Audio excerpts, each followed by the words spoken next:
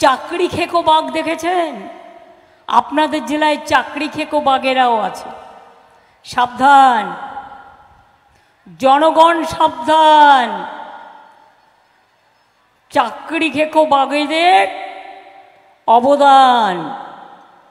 বোমা ফাটাবে, চাকরি খাবে, আর বড় বড় কথা বলবে, আর লুট করে বিজেপি দিল্লিতে ক্ষমতায় আছে বলে ইলেকশন কমিশনকে দিয়ে মেদিনীপুর লুট করে। আমি এখনো জোর করে বলছি, আমি কোর্টে কেস করেছি, আমার কেস এখনো পড়ে আছে। আমি আজ নয় কাল এর বদলা নেবই নেব, আমি বলে গেলাম। কারণ ওটা কিন্তু নন্দীগ্রামের মানুষের রায় নয়। আর একটা কথা, আমাদের যারা ক্যান্ডিডেট হয়েছেন, কন্টাই এবং তমলুক বলে যাই, সাথে নেতাদেরও, এখানে কিন্তু প্যাকেট চলে। 1, 2, 3, 4, 5, 6 রাতের অন্ধকারে পকেটে গুজে দিয়ে যায়। লক্ষ্য রাখবেন, লক্ষ্য রাখবেন। আর যত মন্দির আছে, মসজিদে কম যায়, কারণ ওরা তো মুসলিমদের পছন্দ করে না। সব মন্দিরে কিন্তু টাকা দেয়। টাকা আমরাও সাহায্য করেছি তা নয়, এটা আমাদের কর্তব্য। কিন্তু ভোটের জন্য টাকা দেয়া, এটা আমি কখনো দেখিনি।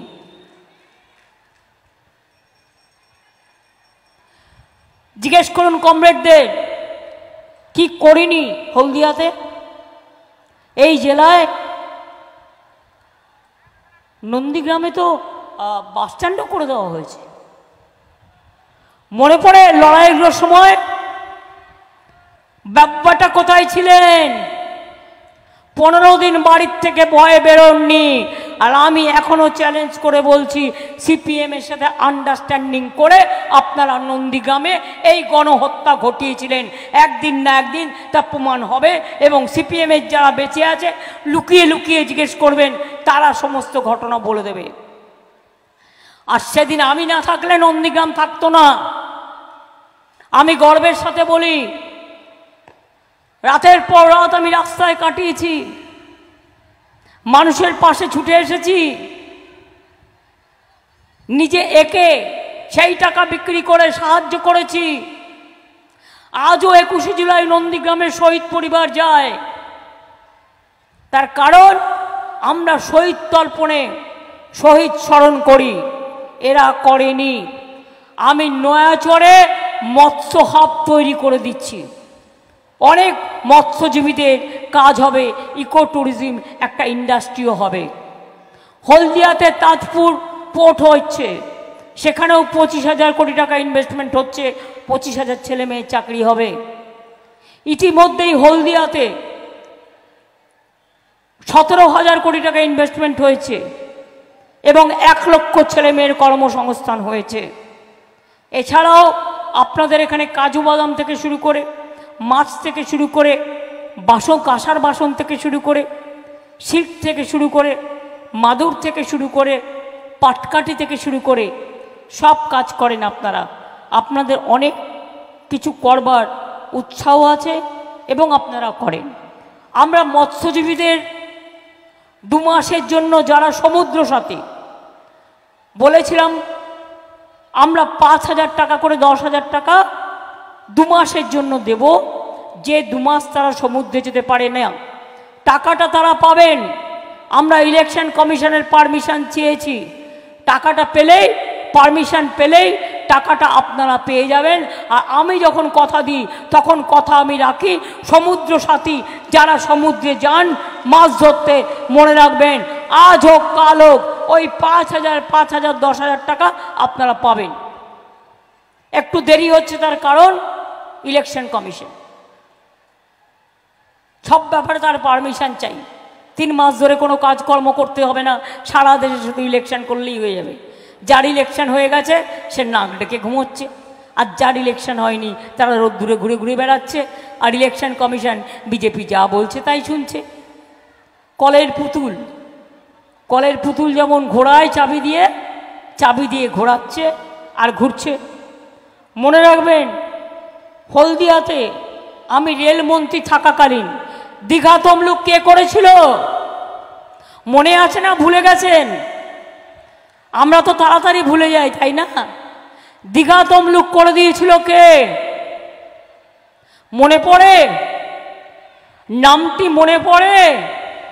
9 মাসের মধ্যে করে দিয়েছিলাম দীঘা তমলুক। মাথায় রাখবেন, আমি না থাকলে কোনো দিন দীঘা তমলুক হতো না। রেলমন্ত্রী থাকাকালীন Haldia Asansol express, Haldia Chennai express, Puri Digha express, Panskura Haldia double line, হলদিয়াতে ডিএমইউ কোচ ফ্যাক্টরি, এছাড়াও মনে রাখবেন Tamluk Digha rail line, Digha Jaleswar Puri rail line, Digha Palichak rail line, Tamluk Basulia Sutahata double line, Malda Town Digha express via Rampurhat, এগুলো আমি করেছি।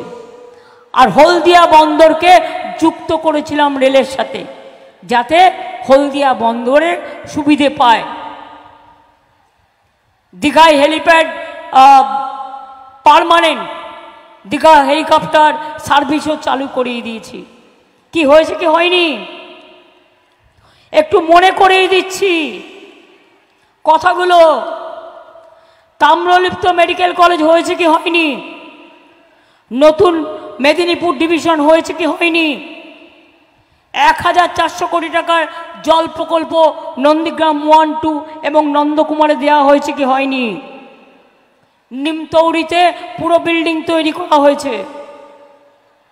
3টে নতুন কলেজ, শহীদ মাতঙ্গিনী হাজরা মহিলা কলেজ, নন্দীগ্রাম 2-এ আমদাবাদে স্বর্ণময়ী মহাবিদ্যালয়, পাঁশকুড়াতে সিদ্ধিনাথ মহাবিদ্যালয় করেছিলাম কি করিনি? মাছ শুকনো চাতাল, মাছের বাজার, মাছ সংরক্ষণের জন্য কোল্ড স্টোরেজ ও অন্যান্য পরিকাঠামো নির্মাণ, বয়স্ক মৎস্য চাষীদের বার্ধক্য ভাতা প্রদান করেছিলাম। দীঘাতে কেবল ল্যান্ডিং সেন্টারও হচ্ছে, এটা একটা বড় কাজ।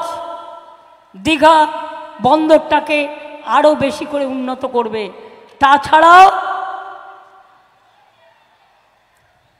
একটা দুটো কাজ মনে পড়ছে, দীঘায় ঘুরে এসছেন এর মধ্যে। আজকে একটা ছোট সকালে ঘটনা ঘটেছে, নদিয়ার 4 জন ভ্রমণার্থী দীঘায় যাচ্ছিলেন, তারা রাস্তায় অ্যাক্সিডেন্টে মারা গেছে। আমি প্রশাসনকে বলবো, যেহেতু অনেক ট্যুরিস্ট এই জেলা দিয়ে যাতায়াত করে, তাই তাদের মাথায় রাখতে হবে সেফ ড্রাইভ সেভ লাইফ ক্যাম্পেইনটা বেশি করে করা এবং মোড়ে মোড়ে গাড়ি যাতে স্পিডে বেশি না চলে তার জন্য বন্দোবস্ত করা। 3-4 দিন পর পর কয়েকটা অ্যাক্সিডেন্ট আমি দেখেছি বলে আমার নজরে পড়েছে।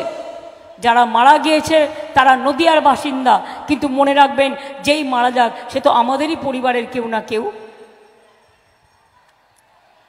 দীঘাতে আপনারা জানেন তো, পুরীর জগন্নাথ মন্দির যত বড় তত বড় মন্দির তৈরি হচ্ছে। কি দেখেছেন? যাবেন কিন্তু যেদিন উদ্বোধন হবে। আমরা নন কমপ্লিট করি না, অসম্পূর্ণ কাজ করি না রাজনীতিতে ছবি তোলবার জন্য।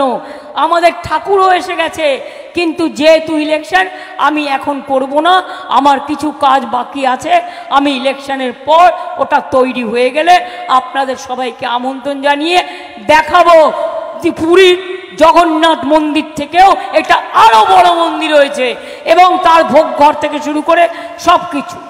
মন্দিরের আয়তন সমান, ঠাকুরটা আমরা মার্বেলের করেছি, আর বাদবাকি বিরাট ভোগ ঘর, মাসির বাড়ি থেকে শুরু করে মানুষ বসা থেকে শুরু করে দারুণ করা হয়েছে।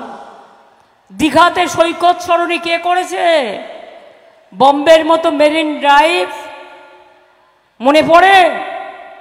এর জন্য 3টে সেতু নির্মাণ করা হয়েছে, নয়াখালী, জলদা এবং শৌলাতে। এত সস্তার কাজ এগুলো নয়, অনেক শয়ে কোটি টাকা খরচা করে এই কাজগুলো করেছি বলে তাই এখন দীঘায় গেলে লোকে বলে কি ছিল আর কি হয়েছে। দীঘা গেট থেকে শুরু করে দীঘা ইন্টারন্যাশনাল কনভেনশন সেন্টার থেকে শুরু করে সবটাই করা হয়েছে। কি হয়েছে কি হয়নি?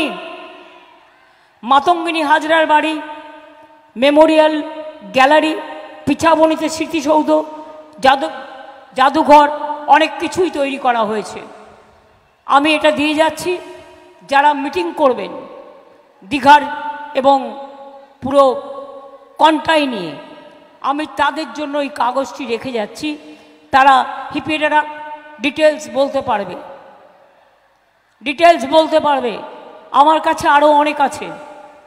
যেভাবে দীঘাকে আমি সাজিয়ে দিয়েছি, হলদিয়াকে সাজিয়ে দিয়েছি, নন্দকুমারকে সাজিয়ে দিয়েছি, নন্দীগ্রামকে সাজিয়ে দিয়েছি, খেজুরি আগে তো শুধু খেজুরের কাঁটা দিয়ে কাটতো, এখন তো অনেক ভালো আছেন, তাই গুন্ডামি করে মস্তানি করে খেজুরিতে তৃণমূল করতে গেলে বাধা দেওয়া হয়। কত বড় ক্ষমতা এই গদ্দারদের! আর যার কাছে বিচার পাবে, কানে দিয়েছে তুলো আর পিঠে বেঁধেছে কুলো। আর সাংবাদিকদেরও বলিহারি যাই, কিছু না কিছু তো রিলেশন ওর সাথে আছেই, থাকতেই পারে, বাট টাকা পয়সার রিলেশনটা কেন? টাকা পয়সার সম্পর্কটা কেন? ও যা বলে আপনারা তাই করেন। আপনাদের মিনিমাম ধর্ম তো থাকা উচিত। যারা নেন না তাদের আমি স্যালুট করি, এর মধ্যে দু একজন নিশ্চয়ই নেন না, কিন্তু যারা নেন তাদের নামটাও আমি ভালো করে জানি। মনে রাখবেন, মানুষ ছাড়া কাগজ চলে না, আর মানুষ ছাড়া টিভিও চলে না। এবার আমি আপনাদের কয়েকটা কথা বলি। সামনে ইলেকশন, মোদিবাবু কি বলছেন, আমি ওনাকে মোদিবাবু বলে বলবো না, এখানে আমি গ্যারেন্টি বাবু বলে বলবো, আপনারা বুঝে নেবেন। যেমন গদ্দার বলি, নাম বলি না, তেমনি এখানেও আমি নাম বলবো না, আমি গ্যারেন্টি বাবু বলবো, ঠিক আছে? তিনি কি বললেন? বিনা পয়সায় চাল দিচ্ছেন, 2 বছর ধরে 1 টাকাও দিচ্ছেন। বলুন, হয় আপনি ক্ষমা চান, আর তা না হলে বলুন যে আপনি টাকা দিয়েছেন চালের। 420 নতুন গ্যারেন্টি। জিজ্ঞেস করুন, বলছে বাড়ি বাড়ি গ্যাস চলে যাবে। টিভি খুললেই দেখাচ্ছে, রেডিও খুললেই দেখাচ্ছে, ইউটিভি খুললেই দেখাচ্ছে, সংবাদ মাধ্যম খুললেই দেখাচ্ছে। কি বাড়ি বাড়ি বিনা পয়সায় গ্যাস পেয়ে গেছেন? কি মা বোনেরা আমার, গ্যাস পেয়েছেন? গ্যাস দিয়েছে বিনা পয়সায়? তাহলে যে মিথ্যে কথা বলছে, এর উত্তরটা কি হবে? এর উত্তরটা কি হবে? তার মানে গ্যারেন্টি বাবু 420 গ্যারেন্টি গ্যাস বেলুনের থেকেও বড় গ্যাস বেলুন। No guarantee. এবার কি বলছে? সবাইকে বিনা পয়সায় বিদ্যুৎ পৌঁছে দেবো। দিয়েছে কাউকে? কাউকে দিয়েছে? কাউকে দিয়েছে? কাউকে দিয়েছে? তাহলে মানেটা কি হলো? 420 নো গ্যারেন্টি। এবার বলুন, আবার বলছে 70 বছর বয়সের পর চিকিৎসা করে দেবো। আরে ভাই, 70 বছর বয়সের পর কদিন লোকটা বাঁচবে? তুমি চিকিৎসা করে দেবে, আর বাচ্চা থেকে তার চিকিৎসাটা আমরা করব। স্বাস্থ্যসাথী আমাদের আছে, তোমার দয়া আমরা চাই না। বয়স্ক লোকেদের আমরা সম্মান করি, তারাও স্বাস্থ্যসাথীর আন্ডারে আছে। মিথ্যে কথা বলা, তা আগে বলনি কেন? ইলেকশনের সময় ভাওতা দেয়া। No guarantee 420।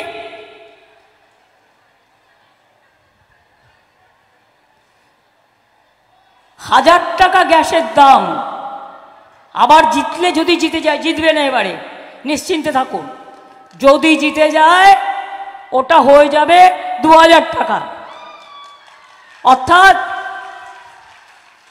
2000 টাকার গ্যাসে ফুটবে বিনা পয়সার চাল। বাহবা গ্যারেন্টি লাল, বাহবা নন্দলাল, বাহবা নন্দ দুলাল, বাহবা গদ্দার দালাল। একবার মুখ ফুটে সত্য কথাটা বলতে পারো না? কৃষকদের 10,000 টাকা আমরা দিই মাসে, এই বছরে। এমনকি যার 1 কাঠা জমি আছে সেও 4,000 টাকা পায়। তুমি দেখাচ্ছ কৃষক নিধি। কৃষক নিধি কিসের? যার 3 একর 5 একর জমি, কটা লোকের আছে? এখানকার চাষিরা তো গরিব চাষি, তাদের অত একসাথে নেই। 1 বিঘে থাকলেই ভাববে ওই 1 বিঘে জমিতে আমি চাষ করব। এখানে মাছের চাষ বেশি হয়, নোনা জলের চাষেও যাতে জমি নষ্ট না হয়, ধান নষ্ট না হয়, আমরা স্বর্ণ ধান আবিষ্কার করেছি, স্বর্ণ ধান তৈরি হয়েছে। যখন দীঘায় বিপদে পড়েন, ঝড় হয়, বৃষ্টি হয়, তুফান হয়, তখন কে থাকে পাশে? আমরা থাকি। সেন্ট্রাল 1 পয়সাও দেয়, 1 পয়সাও দেয় না, মিথ্যে কথা বলা ছাড়া। তা ভোটটা দেবেন কাকে? নো গ্যারেন্টি 420-কে আবার দেবেন? বাপ বেটা তো ছিল, কোন কাজটা করেছে 10 বছর? আমাদের মন্ত্রী হিসেবে যতদিন ছিল যা পেরেছে তা করে খেয়েছে, লুটে নিয়েছে। আমি আর নতুন করে বলতে চাই না, আমি খাতা খুলছি না, জনগণ দেখবেন। শুনুন, এদের আমার চেনা আছে। যখন তৃণমূল কংগ্রেস তৈরি করি, বাপও ছিল না, বেটাও ছিল না। সেদিন ইলেকশানে এখানে কন্টাইতে দাঁড়িয়েছিল অখিলগিরি, ওনারা নয়, ওনারা তখন কংগ্রেসের হয়ে দাঁড়িয়েছিলেন এবং তখন তারা 3rd পজিশনে পেয়েছিলেন। গদ্দারও আমার হাত দিয়ে জেতবার আগে অনেকবার ইলেকশানে হেরেছে। আমি অনেকবার ইলেকশন করতে এসেছি, আমি ছোট্টবেলা থেকে রাজনীতি করি, আমি এগুলো জানি। যাদের নিজেদের হাজার লক্ষ কোটি কোটি টাকার সম্পত্তি, যারা বড় বড় মাফিয়া, আজকে তারা বিজেপিতে কেন গেছে জানেন? টাকা বাঁচাবার জন্য। ভাজপা ওয়াশিং মেশিন, এই যে মাইকগুলো দেখতে পাচ্ছেন, এইরকম একটা ওয়াশিং মেশিন ধরে নিন। Washing machine Bhajpa, washing machine Bhajpa, washing machine Bhajpa. চুরি করলে বিজেপিতে যান, সব মাপ। তাহলে কি খেলা হবে? খেলা হবে? খেলা হবে? খেলা হবে? খেলা হবে? সংখ্যালঘুরা কথা বলছে না কেন? আপনারাও কি ভয় পাচ্ছেন নাকি? এখানে এটা বাংলা, এটা উত্তরপ্রদেশ নয়, রাজস্থান নয়, বিহার নয়, এটা বাংলা। ভয় পাওয়ার কোনো কারণ নেই, আমরা সবাই একসাথে থাকি। কি আমার তপশিলি ভাই বোনেরা, খেলা হবে? একটু হাত তুলে দেখান তো, কোথায় আপনারা? খেলা হবে তো? অনেক ধন্যবাদ। আমার লক্ষ্মীর ভান্ডার খেলা হবে, মা বোনেরা খেলা হবে, কৃষক শ্রমিক খেলা হবে, ছাত্র যুব খেলা হবে। শ্রমজীবী মানুষ জেনে রাখবেন, ইন্ডাস্ট্রিও শান্তিতে চলবে। আর আপনারাও দেখবেন, আপনাদের কাছে কেউ যেন কোনো পার্টির নাম করে টাকা পয়সা না নিতে পারে, যাতে আপনাদের অসুবিধা হয়, ইন্ডাস্ট্রির অসুবিধা হয়। আমি হলদিয়া ইন্ডাস্ট্রিয়াল বেল্ট বেঁচে থাকবে, কারো কাছে কোনো প্যাকেট যাবে না, এটা আমার মাথায়, আমি আপনাদের সব সময় বলে রাখি। কারণ আমার পার্টি আপনাদের কারো টাকা চায় না, আমরা যা পারবো তাই করব। আমরা বিজেপির মতো অ্যাডভার্টাইজমেন্ট দিই না, আমরা যতটুকু ক্ষমতা ঠিক ততটুকু করব। আমাদের থেকে বেশি এক্সপেকটেশন করবেন না যে আমরা পকেটে গিয়ে গিয়ে টাকা গুঁজে দিয়ে আসবো, এটা আমরা পারবো না।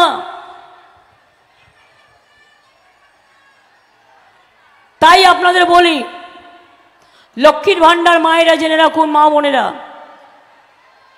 এই গদ্দাররা বলেছিল, কি বলেছিল? বলেছিল 3 মাস বাদে তৃণমূল কংগ্রেসের লক্ষ্মীর ভান্ডার বন্ধ করে দেবো। আমি বলেছিলাম, তোর ক্ষমতা থাকলে লক্ষ্মীর ভান্ডারে হাত দিয়ে দেখ।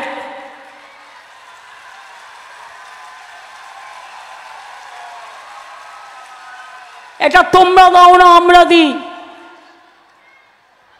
এবং শুধু লক্ষ্মীর ভান্ডার চলবে তাই নয়, যতদিন জীবনে বেঁচে থাকবেন, 60 বছরে বন্ধ হবে না। আপনি যতদিন বেঁচে থাকবেন ততদিন চলবে, এটা নিয়ম করে দেওয়া হয়েছে।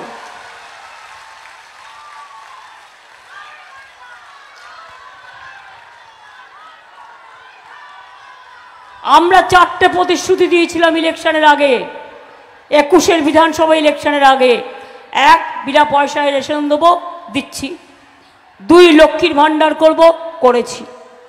3, আমরা বলেছিলাম যে শাস্ত্রীকালজি 3, আমরা বলেছিলাম আমরা কৃষক ভাতা 10,000 টাকা দেবো, দিয়েছি। 4, আমরা বলেছিলাম স্মার্ট কার্ড ফোন দেবো, দিয়েছি। সবুজ সাথী বলেছিলাম, বলিনি, তাও দিয়েছি। সবাইকে দিই। সাইকেল পান তো ছাত্রছাত্রীরা, কি মা বাবারা, তারা তো জানেন, বাবা মায়েরা তো জানেন, ছেলেমেয়েরা পায় তো। 12 ক্লাসে স্মার্টফোন, কন্যাশ্রী, শিক্ষাশ্রী, বিয়ে না হলে রূপশ্রী, সব কিছু দিই আমরা। আমার মুয়াজ্জম আছে, ইমাম আছেন, লোকপ্রসার শিল্পী আছে, জায়ের থান আছে, মাঝের থান আছে, বেরিয়াল গ্রাউন্ড আছে। আমরা সব কিছুকে আমরা তাদেরও নানা রকমভাবে পাট্টা দিচ্ছি, জায়ের থান এবং বেরিয়াল গ্রাউন্ডকে এবং বিশেষ করে মাঝের থানকে, যাদের যেখানে যেটা প্রয়োজন। আমি খুশি যে আমার এখানে সর্দারজি ভাই বসে আছেন, সংখ্যালঘু ভাই বোনেরাও বসে আছেন। থ্যাংক ইউ সো মাচ শাস্ত্রীকালজি, আপনাদের সকলকে অনেক ধন্যবাদ যে আপনারা সকলে এসছেন কষ্ট করে, এখানে প্রত্যেকে এসছেন, অনেক অনেক ধন্যবাদ এবং নমস্কার আপনাদের। কি আপনারা চান তো মোদি যাক, দেশ থাক? মোদি যাক, দেশ থাক। মোদি যাক, শান্তি থাক। মোদি যাক, ধর্ম থাক। মোদি যাক, সব ধর্ম থাক। মোদি যাক, শান্তি থাক। মোদি যাক, হিংসা বন্ধ হোক। মোদি যাক, দাঙ্গা যাক। মোদি যাক, দেশ বাঁচুক। মোদি যাক, দেশ বাঁচুন। তার জন্য বলুন, অলি গলি মে শোর হ্যায়। আপনারা বলবেন 420 चोर है। अली गली में शोर है, अली गली में शोर है, अली गली में शोर है, अली गली में शोर है, अली गली में शोर है, अली गली में शोर है। बीजेपी हटाओ, बीजेपी हटाओ, बीजेपी हटाओ। একটা কথা বলি, বাইক নিয়ে যেমন কাটাকুটি খেলবেন না, তেমনি ভোট নিয়ে কাটাকুটি করবেন না। তার কারণ সিপিএমটা আবার কংগ্রেস আর সিপিএম মিলে বিজেপির টাকায় তারা ভোটে দাঁড়িয়ে ভাবছে একটু ভোট কেটে দিই, তৃণমূলটা যদি হারে তাহলে আমাদের লাভ হবে। একদম একটা ভোটও সিপিএমকে দেবেন না, একটা ভোটও কংগ্রেসকে দেবেন না। অল ইন্ডিয়া লেভেলে অনেকে আমায় ভুল বুঝেছে।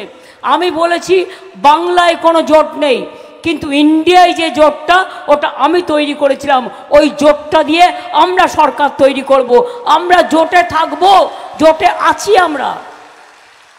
এখানকার সিপিএম নেই, এখানকার কংগ্রেস নেই, কিন্তু অল ইন্ডিয়া লেভেলে ইন্ডিয়া জোট আমি তৈরি করেছিলাম এবং ইন্ডিয়া জোটে আমরা থাকবো।